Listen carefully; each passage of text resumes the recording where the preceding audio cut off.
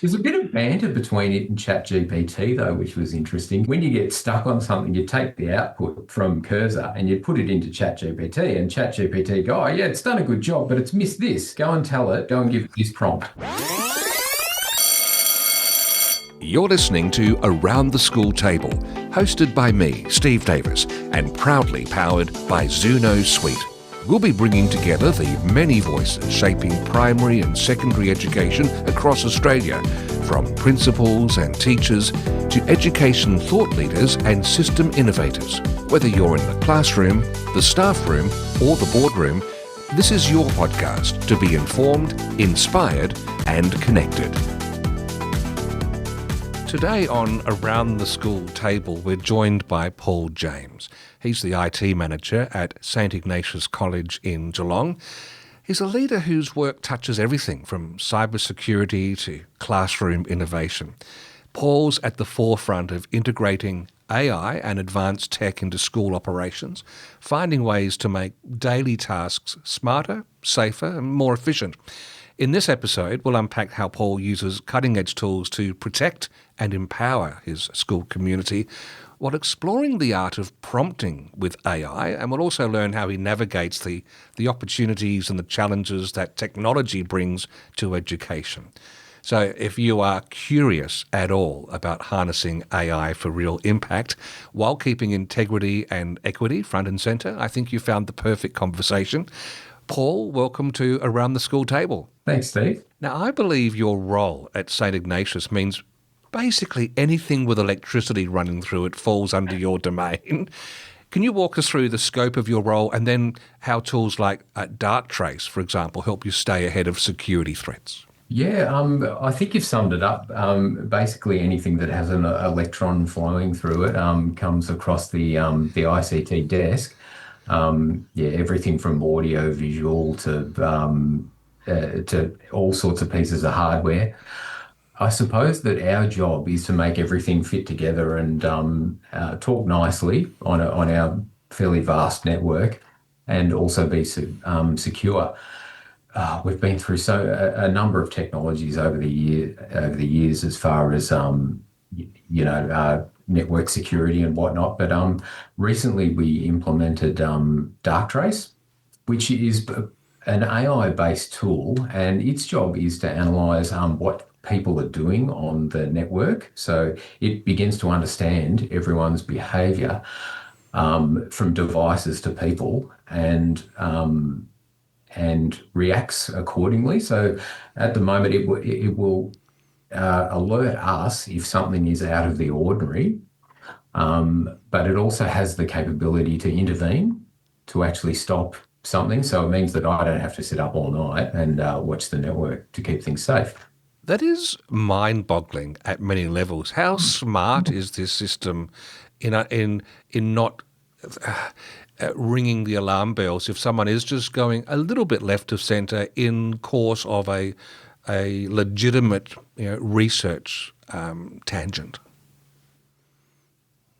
Yeah, it's certainly a time saver for us, because in the past with other forms of security we've sort of got into a real level of detail, and that's been time consuming. Whereas we find, because of the smarts are in this system, it frees us up a bit more, and we're only dealing with stuff that is actually considered a threat. Right, okay. And I suppose if there are those edge cases, well, that's still less than you'd be dealing in a really binary system where, no, that's it, and it doesn't have that smarts to understand nuance. Yeah, that's right. There's heaps of as they call them, false positives Yeah. there. Yeah. Whereas this basically tells us, so I think it's almost in fairly plain English what we're looking at and what we need to do. Wow. Now, you've also been experimenting with this thing called vibe coding, in particular Cursor and ChatGPT. How has that collaboration between AI and coding enhanced your workflow? I mean, what's the importance of the 4 elements of prompting, which you talk about? You actually call that an art form. So let's pull back the covers on that. So that was my homework, and I still haven't actually done my homework of those. I haven't got those refined four elements for you yet, but I'll get those. But yeah, this all started with a workmate of mine. I'll call him my 2IC. Hmm. He is the real talent behind this. So basically, we'll sit down together and work out what we need to solve, what our current issues are, and then basically work between ChatGPT and this tool called Cursor to create the software to solve the problems. What sort of things have you solved with it? All right, so I'll try not to tell too much of a long-winded story here, but we we run a learning management system called Canvas, and a very powerful system. Like other good systems, has API integration, and we always dreamt of automating a fair bit of the things that it does, and also being able to monitor it for usage and changes and all that sort of thing. And we began a little while ago trying to write these APIs. We couldn't get very far, just not nerdy enough. We had another guy in the office who was studying this sort of stuff at uni, and he was able to get a lot further. So he was able to write some bits of code to go in and check assessment tasks and formatting ahead of the reporting cycle. And then the request list sort of grew, and it wasn't fair to keep asking him to keep up with that. So I spoke to my colleague, and he ran away with Cursor, and he came back in 40 minutes. I timed him, and he had some basic queries done, and a graphical user interface written to be able to look at courses where teachers hadn't put marks in, and comments, so that that sort of stuff could be followed up by deputy principals. So that was just the basics. So that was quite amazing. That is incredible. So what that's doing, in my layperson's understanding, is being the interface between the human that needs something and the very specific framework of language that the API and the coding infrastructure needs, and basically acting as a translation tool. That's exactly right. It's kind of taking when you're trying to solve a problem, you get bogged down in the actual code, and you spend all your time trying things to get it to work. Whereas this just has freed us up to be creative. So instead of writing code, we're sitting with a whiteboard and we're going, well, if we do this and that and this, maybe this is the outcome. And sure enough, it's the Cursor has been able to deliver. One of the things that we did discover, and this is what programmers know, and we're a bit naive with, is a thing called feature creep. So we kept throwing ideas at the program, and the code was becoming enormous. And as Hamish said, it just kept breaking. Yeah. So we've kind of reined it in and really just focus on the things that we need to do.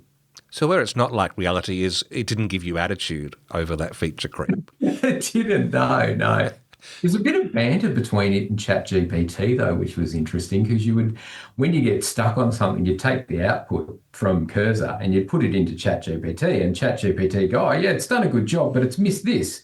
So I'll just have a quick read of the manual.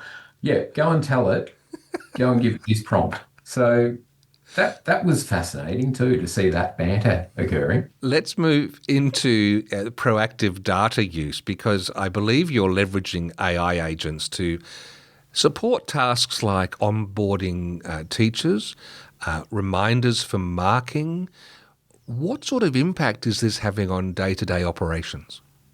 Yeah, well, not a lot at the moment, because I'd like to say we're still in the early stages, and we've just moved from the sandbox environment to our live environment, because, of course, without understanding fully what this does, because we're at the point where we're not just analysing the learning management system, we're actually making amendments to things now. So it'll go, the code will, the program will come back to us and say, oh, these assessment tasks, the weighting doesn't add up to 100, or there's brackets missing on this percentage.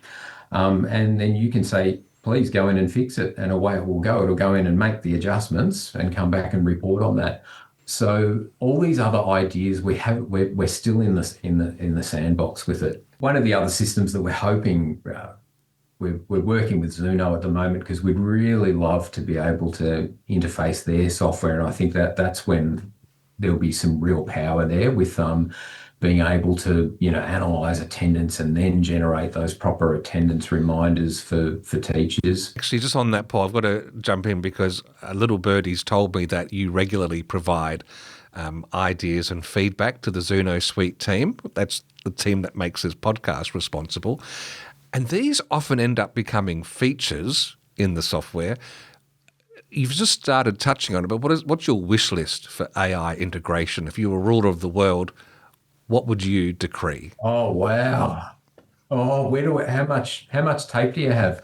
I mean, the ultimate, and in fact, I was talking about this with Xuno just the other day, is to give software a personality.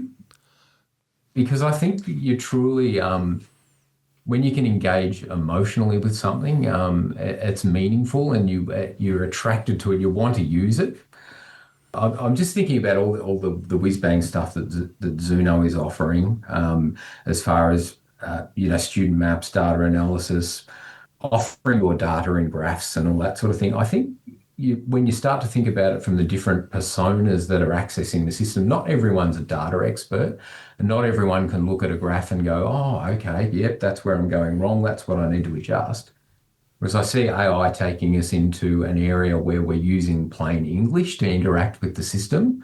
For example, I might be a Year 9 coordinator, and I would like to know, Xuno, how many students are, have an absence rate of below 80% for the week.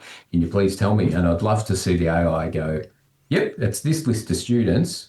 Would you like me to create you a reminder and email you weekly, or, text you weekly, or something to that effect? So just bringing in a bit more of a human element. And I don't see that's not that far down the track, I think. That's one thing. And then the personality layered on top of that would be fascinating, because I had to do a long car trip with someone last year for a different project, and we were able to make little barbed comments and a bit of dry humour along the way, and it just kept you alive. It kept you awake.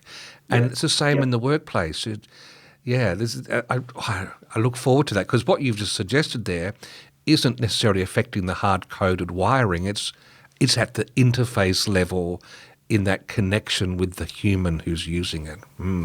Yeah, and I don't like the thought of replacing humans and jobs and things like that, but I think if you can give it the mundane tasks, it can do the mundane analysis and handle data very quickly.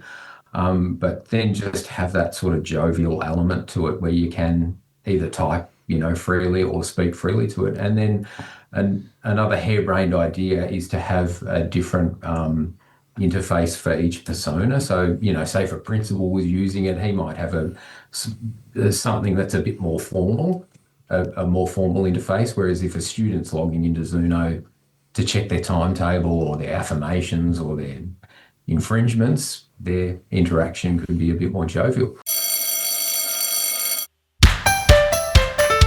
Still juggling forms the old-fashioned way? Say hello to Student Forms by Xuno. You can create, collect, and manage all your student forms online in one simple, secure platform. Save time, stay organised, and quick access everything you need anytime. Visit xuno.com.au and see how Student Forms by Xuno can work for your school.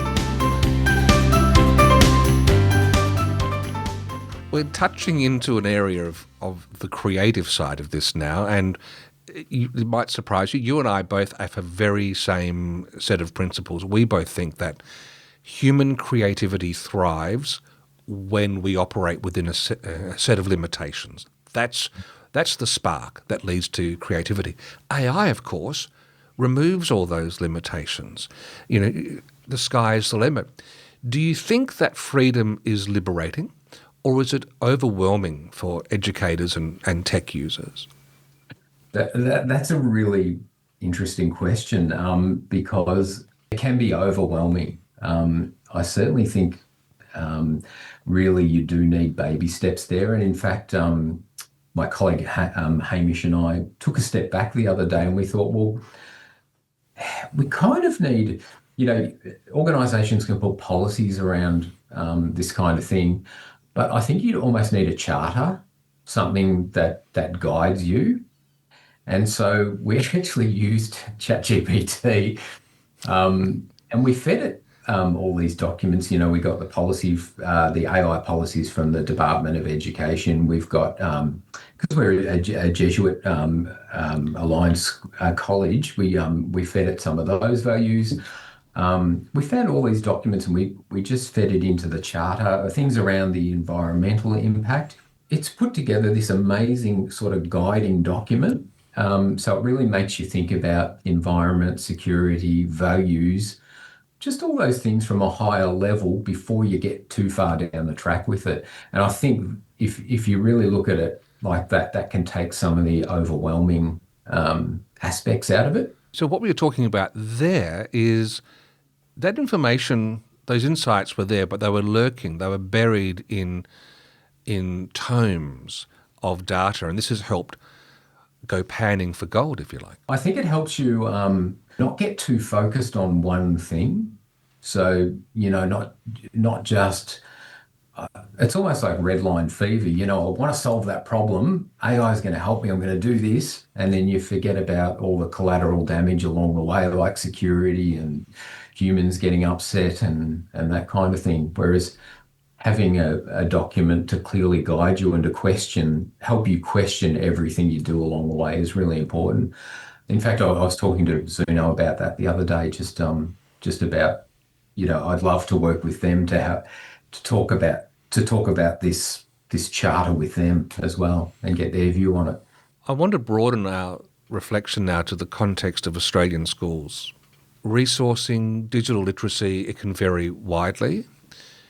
How do you see AI levelling the playing field or potentially widening the gap between the well-resourced schools and the under-resourced schools? What's your intuition? What are you seeing?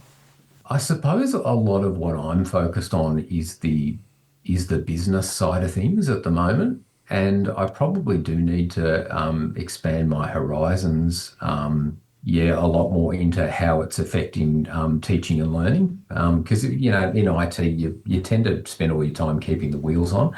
But what I imagine where it's going is that it's going to allow schools to tailor programs, because we always talk about learning styles, and it will be able to deliver the content for the teachers in that particular learning style. So I imagine the interaction with the student, it can discover how the student likes to learn and then take the content that the teacher wants to deliver and adjust it, and then also measure how well the student is absorbing that information. Once again, you look at replacing people in job, it'll never replace a teacher in a job, but it will just basically enhance what they do. Because what you're suggesting is it gives teachers extra sets of eyes and ears where students might have slipped through the gaps, they can be brought to the attention of the teacher. That's right. I think, traditionally you're kind of relying on your term or your semester reporting to see how people are tracking, whereas this will help you track and identify issues a lot sooner. And that's great in the classroom scenario, but just back to the schools, do you see it widening gaps or do you see it levelling playing fields, or is it staggered? Are the better resource schools going to set up some infrastructure and systems that then become more cost effective for other schools perhaps? Yeah, it's interesting because I see these tools as being accessible by everyone. It's really going to come down to leadership at the school and how willing they are to implement these systems. AI is being used to help create lesson plans. You've touched on that just lightly in our conversation. Students are using it to answer some of the challenges that they've faced. Let's just reflect on that balance. What is the balance that can be struck between embracing AI as a tool and maintaining academic integrity on the way? It's a difficult one, that, because I've got a lot of teacher colleagues that come in and talk to me about how they're using AI to prepare lesson plans and to extend what they're doing. They're obviously, I think they're using it very well and very thoughtfully at the moment. I think, yeah, with plagiarism and things like that, maybe we need to catch up a little bit in that area. I don't have any good answers for you at the moment around that. I'm sorry. It's an area I need to look more into. Yeah, well, we're all learning at fast rate because we're right all at the edge of this as it progresses. Well, I guess the pigeon pair here is we're talking about AI impacting the classroom, but from your perspective too, you'll be relieved I'm moving away from teaching. Thanks. Facilities management, like monitoring energy uses, controlling lighting. Have you explored any practical applications like this at St Ignatius? And what role do you see AI playing in this part of school management outside the classroom? Oh, this is okay. Thank you. This is probably more along my lines, being a bit more nerdy. Yeah, well, our school has grown. I've watched it grown. I won't say higgledy-piggledy, but it's not like we just built a school from scratch. So we've added, sort of major infrastructure to it over time. And what that means is you get different technologies in different buildings. So different control systems for your HVAC, for your lighting, for your security, all those kind of things. And I think that to have a school work efficiently, probably from an environmental security, just consistency in building control, I see AI being able to take all those systems and find a common control ground on them. And I'm really excited to start exploring that area. For example, we've got, solar panels on a couple of our new buildings, yet they're sort of tucked away. All that data's tucked away. And we've recently implemented a system called Vivi, which allows us to wirelessly screen share to televisions dotted around school, and also produce some news feeds. And I would love to be able to take some of the infrastructure data and actually feed it to those screens so that students can see, oh yeah, we're generating this amount of solar power today, we're using X amount of electricity, we're using X amount of water, just to bring not from just a management point of view, but just an awareness point of view. I think AI can help with the infrastructure side of things. Some people listening to this might be a little bit surprised, Paul. I'm talking to, an ICT person, and you seem open to exploring things. And for many of us, our experience is that department's where everyone just says no by default. No. What's the difference here? I don't know if you're alone in this or whether there is a shift and maybe AI is softening some of those hard edges. I mean, in some cases, there's also makes it harder, puts the steel wall down further. What's going on? Well, I often think that being everyone in an IT department, whether they like it or not, ends up becoming an analyst of some sort. Basically, because you're constantly facing problems and you're trying to find solutions. So you try and stay in your lane as much as you can, but you also look at the environment around you and you want to help solve problems. And then suddenly when you've got tools like this that allow you to use the right side of your brain a bit more and be a bit creative and think, yeah, okay, I can actually use this to gather to interface other systems, gather data, have it make suggestions, and then actually help control the environment, therefore freeing humans up to do other things. So it's not just you, there is a movement afoot. Well, definitely in my team, we do love to talk about it. Okay. Very good. And we've got a mix of personalities. We've got the people that'll go, hey, stop dreaming too big and let's focus on the day stuff. Yeah, it works well. It's a good balance. If you were looking at the palette of different tools available out there, what are some that not so much you recommend, but you find helpful, especially for people who are perhaps tipping their toe into the water here to start, both from a teaching perspective but also from a management perspective in schools? Are there any that jump to the fore that you've been seeing some sort of positive outcomes from? Yeah, I'll just stick with the basics here. We've been grappling with which because we really want to guide our our organisation on the tools to use, and you sort of start with broad brushstrokes, and you look at your ChatGPT, your Gemini, your Copilot, all the major AI systems. I'm still trying to work out what metrics to use to guide, but I think just judging by what I'm hearing, most people are gravitating to ChatGPT. And I think that's a really good starting point. You can have a great conversation with ChatGPT and from there start to learn which other AI system will suit what you're trying to achieve. It is. I mean, my other favourite is Claude when it comes to crafting things in a more human-friendly language style. I think it's got a slight edge over ChatGPT, but if you're needing a Swiss Army knife sort of tool, ChatGPT can switch from business document to other pursuits with aplomb. Yeah, it's certainly the one I hear the most about from people that walk through my door. Yeah. And is there anything you'd say to people who don't want to embrace? I think you do need to engage at some stage. Yeah, it's going to affect not just your work life but your personal life. You need to have a certain level of understanding. Don't go it alone. Find other people that have tried things and are interested in it, and have conversations with humans around it. That would be my advice. And one off-the-cuff thing, we talked about personas in your software before. Could you see a day where St Ignatius could move to capture and distill the essence of the original St Ignatius with depth and with nuance, to have an ability to have a virtual conversation? That is fascinating. I definitely do see that.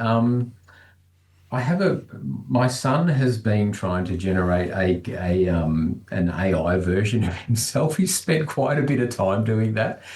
Yeah, I've had conversations with his AI persona, and it's quite amazing. So I do see a time when, we could have a St Ignatius AI model that could allow us to interact with all of our learning management system, our student management system, all those various systems. I think that's not far-fetched at all. It could be geared to be the devil's advocate's the wrong term, but the voice of the ethical considerations as you move forward, just to pose those questions. That is so true. Yep. It could be the lens. Yeah. There you go. Paul James, thank you so much for joining me around the school table. Thanks very much for having me, Steve.